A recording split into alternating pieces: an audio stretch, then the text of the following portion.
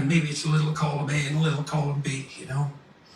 So I have to ask the question, if we were to make your Jordan Peterson the president of the world and these were your decisions to make, do you know what you would have done differently or in response to this virus emerging in Wuhan? I would say, well, thank you for the offer, but I decline the position. And the reason I would say that is because I think that the right solution to the most serious problems is to be found at the level of the individual. So I don't think if I wanted to pursue what I regarded as the ultimate goal, the ultimate goal for me is the encouragement of the individual. And that's not essentially a political enterprise. It's essentially a theological enterprise. And politics has to be subordinate to that. And so I've debated throughout the entire course of my life whether I would adopt a political career. It was my initial ambition when I was very young, 14, I would say.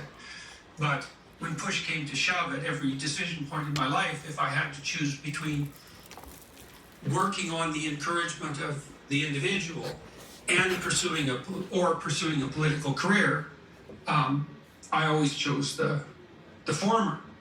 And that's happened every time the decision has come up. I've been approached by people in Canada to involve myself more deeply in a practical role, and also publicly as a political figure, but I'd rather do what I'm doing. I'm in contact with people working politically all the time, both on the people in the middle, people on the right, people on the left. I'm agnostic about that because I know full well that conservatives have something to say and left-leaning liberals have something to say. That's basically predicated to some degree on their temperament. So conservatives tend to be more conscientious, so that's orderly and industrious, dutiful, patriotic, willing to make and keep verbal contracts, reliable, capable of implementation at the level of detail. That's kind of conservative virtues there, but they tend to be lower in creativity, openness to experience. They don't think divergently, and their conscientiousness tends to constrain their creativity.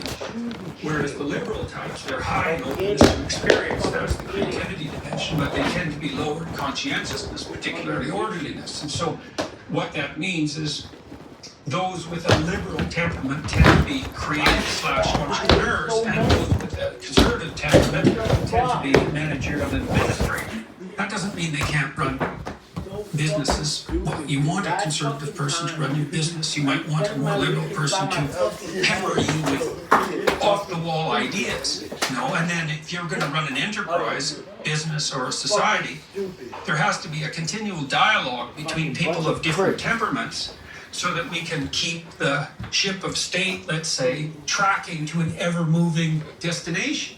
That's why free speech is so necessary. It's not another right, it's the right. So, because none of us know what's going on in the final analysis, because the future